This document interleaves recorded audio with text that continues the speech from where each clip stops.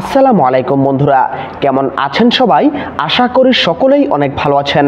তো বন্ধুরা, তাবলিগ দেওবন্দি সিলসিলার একটা আধুনিক তাসাউফি ধারা। তাদের অবশ্যই এই সিলসিলার আলেমদের মতামত মেনে নেওয়ারই কথা ছিল, যদি না তারা নিজেদের এই সিলসিলা থেকে মুক্ত হয়ে স্বকীয় কোনো ইসলামী ধারা হিসেবে নিজেদের দাবি করত, অথবা বলতো যে এই সিলসিলার ওলামার বিভ্রান্ত। কিন্তু মাওলানা সাদ থেকে এমন সব কথা বের হলো যা আহলুস সুন্নাহের সকল ধারার মতামতের বিপরীত, বিভ্রান্তিকর এবং ভয়ঙ্কর। মাওলানা সাদ এবং তার পক্ষের লোকেরা যতই তৌরিয়াহ করুক, রজুর কথা বলুক না কেন, তাদের উচিত ছিল মাওলানা সাদকে নেতৃত্বের আসন থেকে নামিয়ে দেওয়া, কিন্তু তারা সেটা করল না।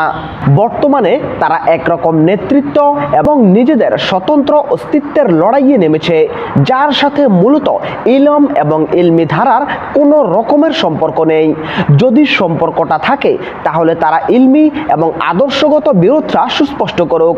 তারা কোনো আলেমদের কথা শুনছে না, তাদের কথা কেন তাবলিগের ধারায় অগ্রাহ্য করা হচ্ছে এর সদুত্তর তাদের কাছে নেই, বরং তারা এর বিপরীতে আলেমদের প্রতি এবং তাদের সাথে যুক্ত রাজনৈতিক ব্যক্তিত্বদের প্রতি তাবলিগের নেতৃত্ব কেড়ে নেওয়ার অভিযোগ করছে। তাদের দাবি নেতৃত্ব তাদের আমির সাদের, আর অনুগত্য করতে হবে যেন এটা খলিফার হাতে বায়াত। তারা অনুগত্য না মেনে আলেমরা এবং তাদের অনুসারীরা বিদ্রোহ করেছে, জুলুম করেছে। তারা বিপরীত পক্ষের নামে যা যা অভিযোগ করছে তা সব যদি সত্য ধরে নেই, বাংলাদেশের কনটেক্সটে ধরলে তাহলে বলতে হবে যে একই বিষয় তো তাদের ক্ষেত্রেও প্রযোজ্য, যেমন রাজনীতি এবং ক্ষমতাসীনদের সাথে যুক্ত ব্যক্তি। বরং তাদের নেতৃত্বে যারা আছে তাদের বেশিরভাগ পতিত স্বৈরাচারের সরাসরি মিত্র ছিল, যেখানে বিপরীত পক্ষের রাজনীতিবিদরা স্বৈরাচার কর্তৃক মজলুম। আর খুনাখুনি যা হয়েছে, তারা বলেছে যে তাদের লোকজন আলেমদের অনুসারীরা হত্যা করছে। এই অভিযুক্ত তাদের বেলায়ও আছে।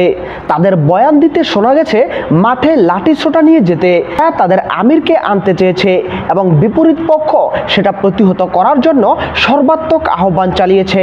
তবে এটা বিচারের পর প্রমাণ হবে যে কারা হত্যার প্ল্যান করেছে কাদের উপর। আমরা অনেক সময় বাইরে থেকে তবলিগের মধ্যে চলমান ফিতনার ব্যাপারে মন্তব্য করি, যেগুলো বেশিরভাগই সঠিক হয় না, কারণ যেগুলো বাহিরের মানুষের কাছে অত্যন্ত অস্পষ্ট। তাবলিগের লোকদের উচিত না তাদের সাথে খারাপ ব্যবহার করার, এটা একটা ব্যাড মেসেজ দেয়।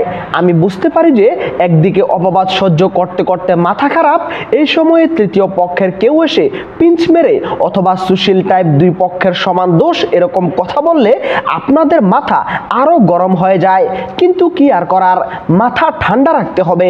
তাছাড়া তৃতীয় পক্ষ বিষয়গুলো বোঝার শুরুতে কিন্তু উভয় পক্ষকে লেভেল প্লেইং ফিল্ডে চিন্তা করতে হবে, একটা নাল হাইপোথিসিস করতে হবে, তারপর কার কি দাবি, কে কি করছে, এগুলোর জন্য তারা একটা বেটার পজিশনের কথা চিন্তা করতে পারবে। আশা করি বুঝতে পেরেছেন।